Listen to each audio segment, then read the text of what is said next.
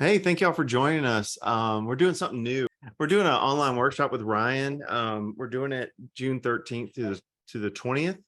And this is kind of just a little test and a little snippet of what we're going to do and how we're going to do it and the format we're going to do it in.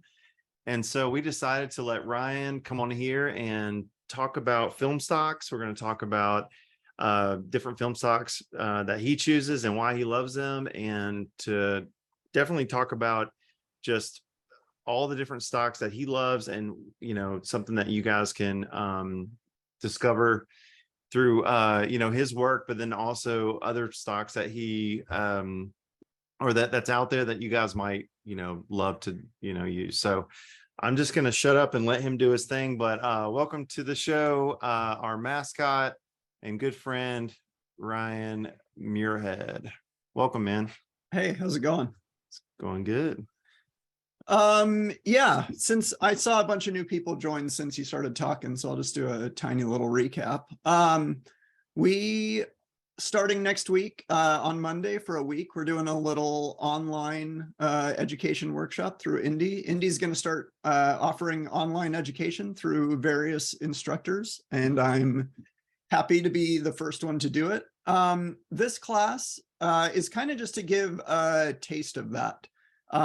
What I'm doing right now is, I don't know, kind of representative of what some of the segments will be like on the online workshop. And what I decided to start this one with is a question that I get asked a lot. What films do you use, and why do you use them? And when do you decide which film to use? So I'm going to start trying to share my screen and just make sure that's working. And once we know it is, I will get going on that. So can someone from Indy just let me know that that's working, that everybody can see my screen and can still hear me? Yep, I can see you. Everything looks good. Magnificent. That works. Switch to the first slide. Yep, looks good. All right, so like I just said, this class is just a short little one. Film types, when and why, what I use and why I use it, and all that. The first thing, obviously, for me is, what is the feel of that you're going for in your work? And as maybe some people know, I love the phrase "ghost shaped people" to describe my work. It's something my aunt once said accidentally. It isn't even what she was trying to say. But when I heard the phrase, I just loved it. I loved the feeling it brought up in me. I loved what it made me think. And I like looking for things like that, things that I want to associate with my work, whether it be an image or a sound or a feeling or a phrase. And that's always kind of stuck with me. So the feeling that I'm going for, even if it's not a person, is whatever hearing ghost-shaped people makes me feel. And so how do the films I choose play into that? One of the first things I'm considering is, what do I need out of my film? And for me, these are the main things I need. I don't shoot a ton of work at home. I make a lot of my work on the road. Something about going on a trip or going on an adventure makes me want to shoot. So a huge percentage of the work I've made has been made away from home. And when traveling, obviously your space is limited. So there's only so much you can bring. So knowing that I'm going to be traveling and knowing that there's only so much film I can bring, one of the main things that comes up for me is the speed of the film. I need my film to work in a lot of different circumstances, different types of light. And I need to be able to do a lot with not very many film stocks. Also, as some of you might know, I shoot a lot in low light, like bathrooms and bedrooms and at the end of the day. So higher speed films is something that comes up all the time. So my regulars, my go-to films. And I kind of thought of phrasing this. I get the question a lot as well, like, if you could only shoot one film for the rest of your life, what would it be? So I figured I'd start with the answer, Portra 800. Portra 800 to me just has the color palette that I identify with my work. It has these beautiful blues and greens, and the reds look amazing on it too. And like I said, it's a higher speed film. So I can shoot it at night, I can shoot it in low light, and just the overall color palette of the film says me to me.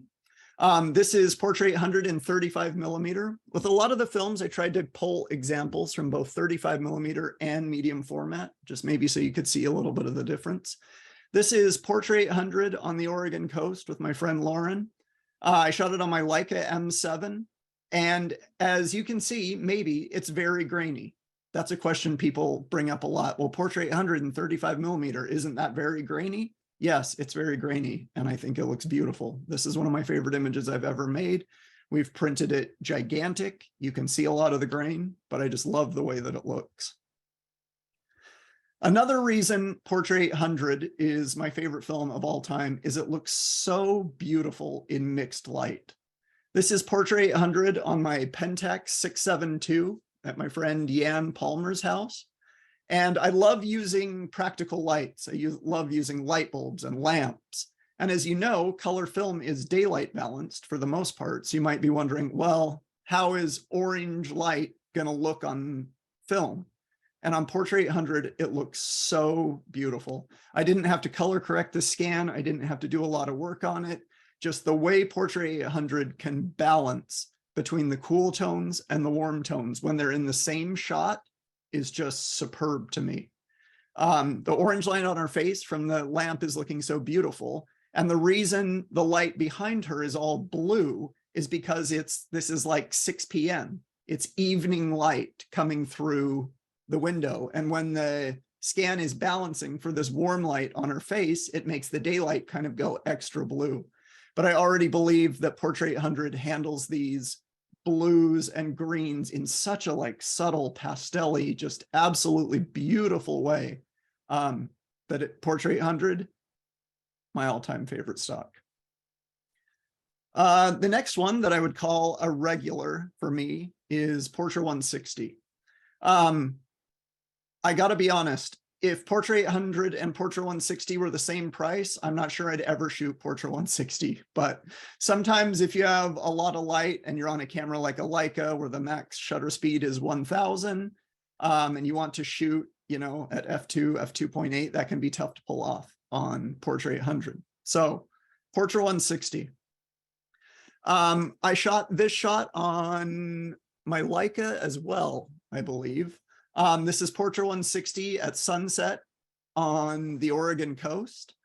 And same thing. I love Portra 160. I love the color palette of 800 a little bit more, but kind of the same thing to me with a little bit lower grain, but still handling it so beautifully.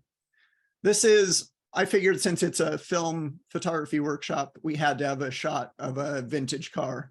And not the whole car, because as I've come to learn, that's now the like keystone of film photography. So I'd be remiss if we didn't get a slide in that.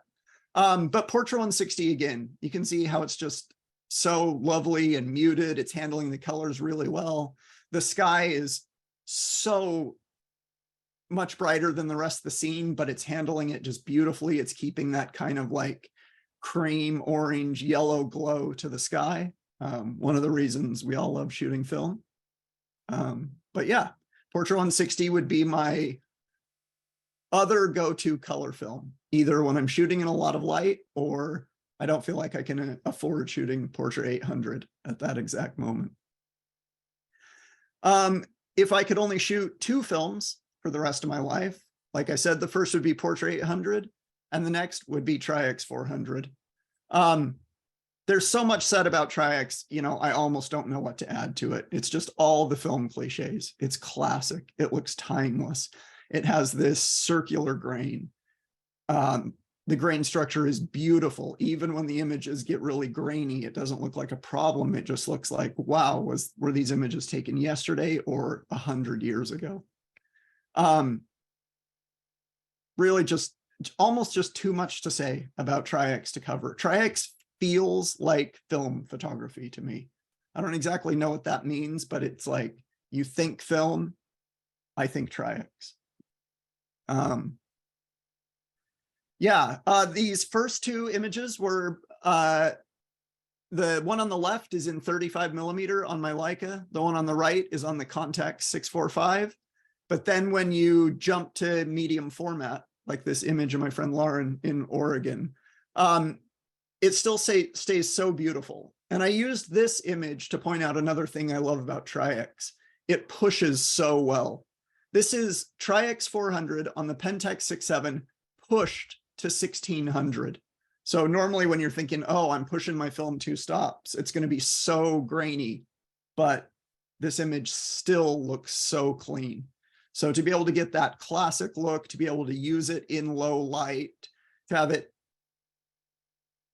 I mean, I almost feel weird talking about it because so many people who are so much better than me have used it for so long, but Tri-X, it's classic, it's beautiful, has beautiful tonality, beautiful contrast.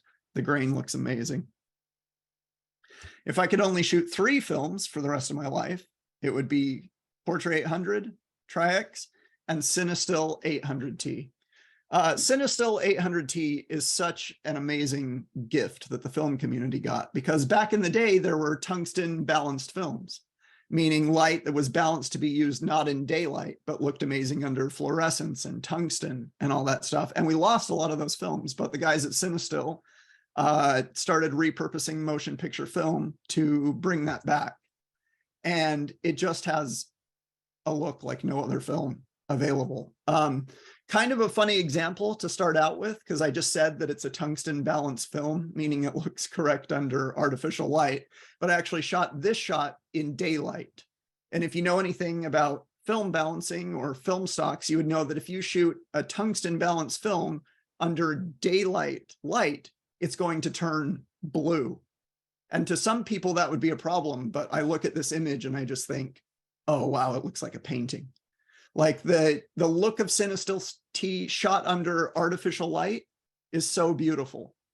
Here's an example of that. This is one of my favorite images I've ever made, is of my friend Rachel. And we shot this with a bedside lamp. Just pulled the lamp off her end table, put it right by her face. We got real close and made this image.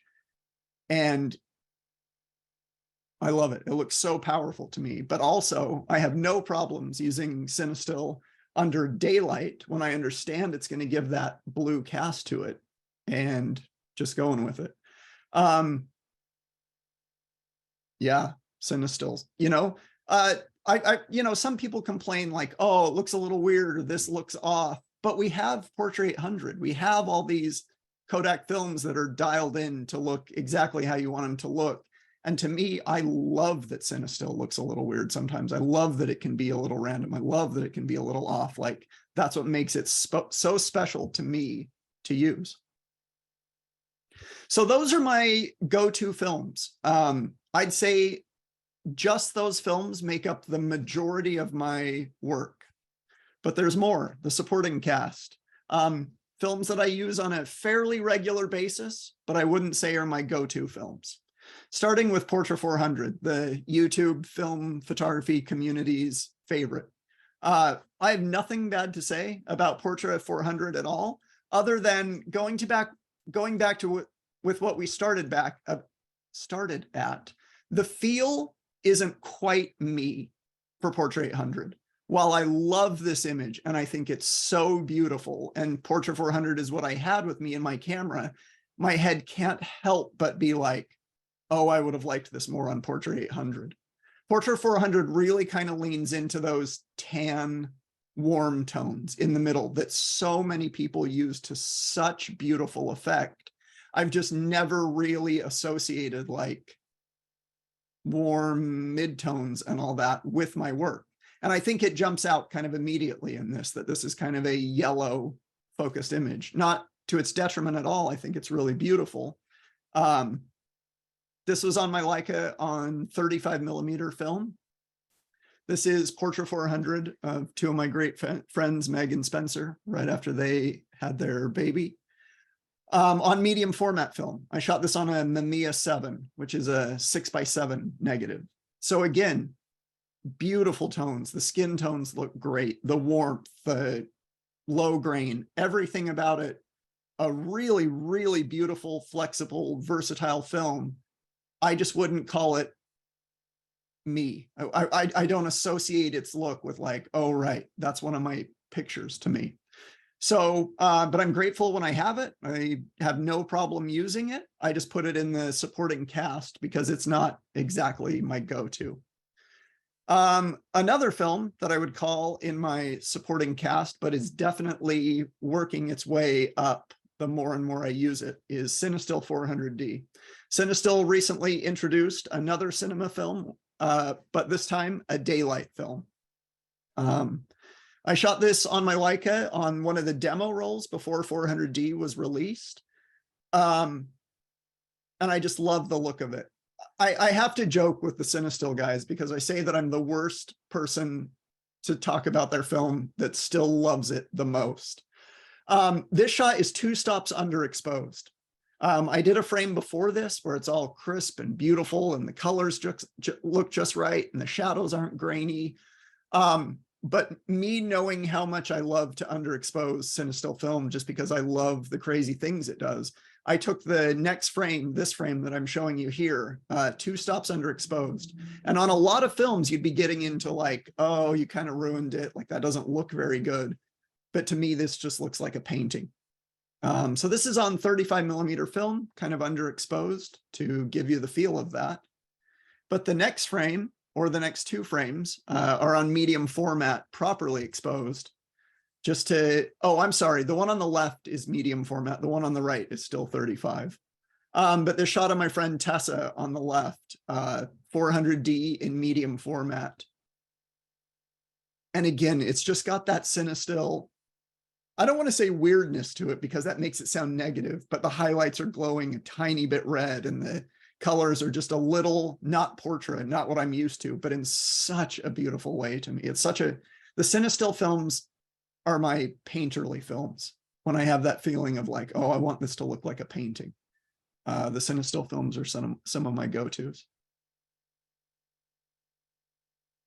Another film that I historically have not used very much, but I'm starting to use more and more is T-Max 400. Like I said, Tri-X just has that like circular grain and classic feel. And to me, for, I don't know, almost 12 years, I thought, why would I ever want to shoot another black and white film? Tri-X looks perfect. It looks classic. It looks beautiful. I don't have a need for another film. But then my friend Jan Schultz started shooting a bunch of T-Max, and I saw some of his images and started thinking like, wow, I can see where that would be so appealing. T-Max 400 has this T-grain structure, which means it's smoother and the midtones look more silvery to me.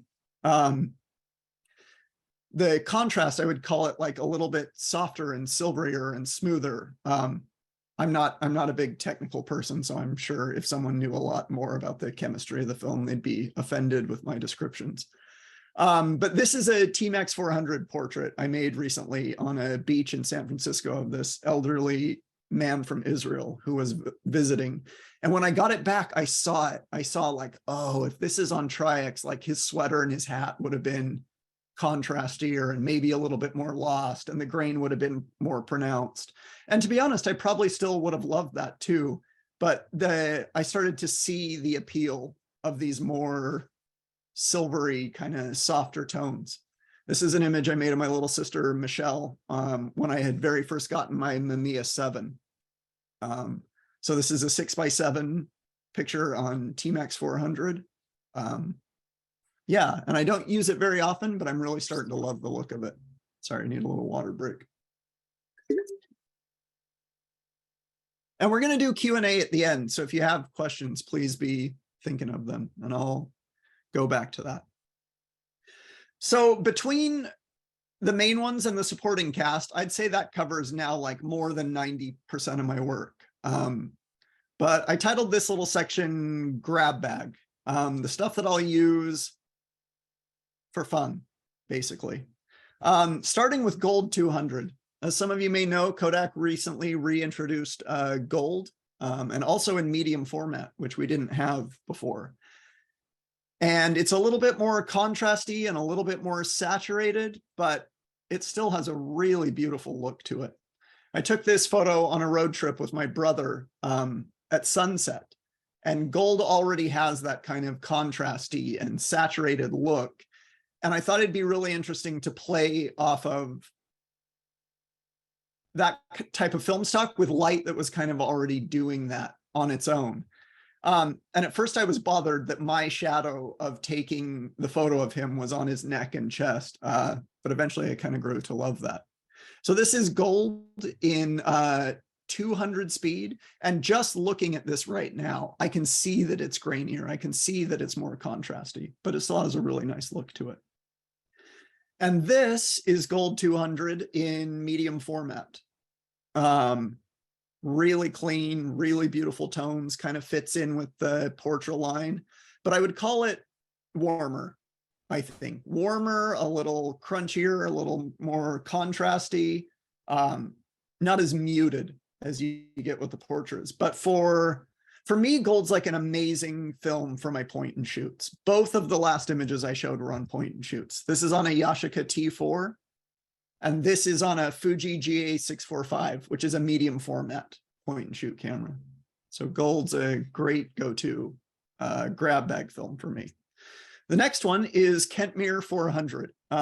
As I'm sure maybe some of you know, film has gotten a wee bit expensive in the last little bit here. And Kentmere is a film manufactured by Ilford. And they make a 100 and a 400 speed black and white film that is cheap by today's film standards. And I was excited to start playing around with that. This is my friend Danica, an actress in Vancouver, British Columbia. And this was the first time I had used the Kentmere 400 film. And I was really happy with the results. To be honest, I can't say I like it as much as Tri-X or T-Max. The grain's a little sharper and crunchier, and it just feels a little bit more like a budget film to me, but for the price, so fantastic. Like, you know, especially just for web use, like obviously no complaints with how this came out, how these images look.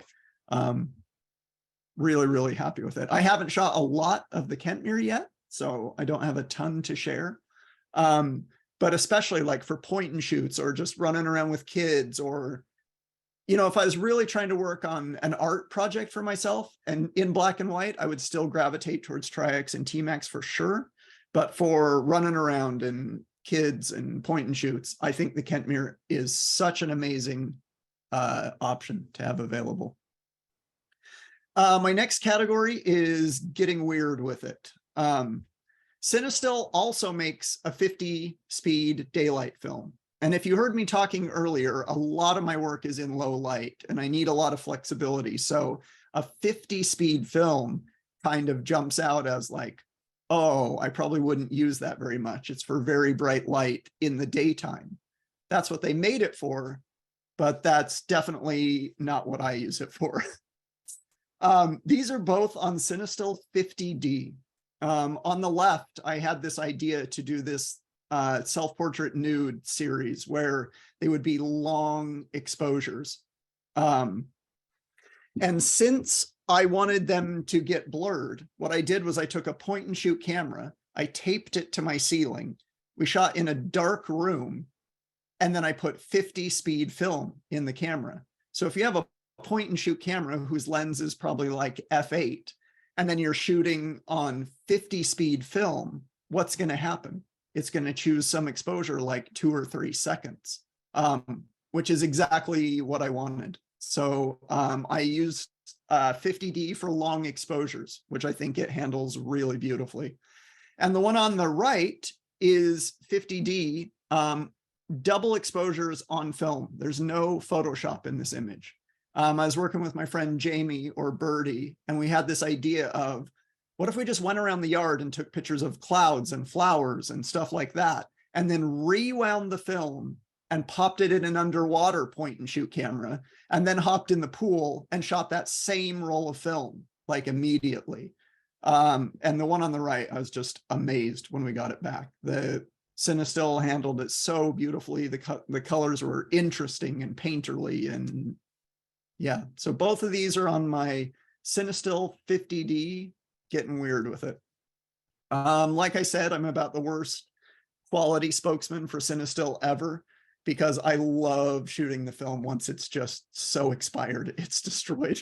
And every time I shoot it, I'm tagging them and I'm like, look what Cinestill can do. And they're like, oh my God, like, please just show it properly exposed and fresh. But I've even had them send me stuff that they considered like too expired to be used.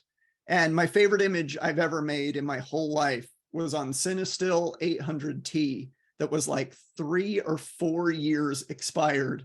And then I shot it 2 or 3 stops underexposed. So basically just like the biggest mess you could ever make for yourself of a dense quality nude, but it's led such beautiful results for me. This is my favorite picture I've ever made in my whole life. It's a slow shutter speed in a dance studio, Cinestill 800T, phenomenally expired and underexposed. And I just love what it did. I also used 800T in the nude self-portrait series I was doing with my friend Rachel. And this one you can even see it's got color shifts, it's got light leaks, it's like coming apart at the seams. And I want to point out, this isn't normal 800T. This is stuff that they're basically saying like, oh yeah, throw that away, it's ruined, you need some new film. But I love when I need something just ethereal. I love grabbing expired 800T.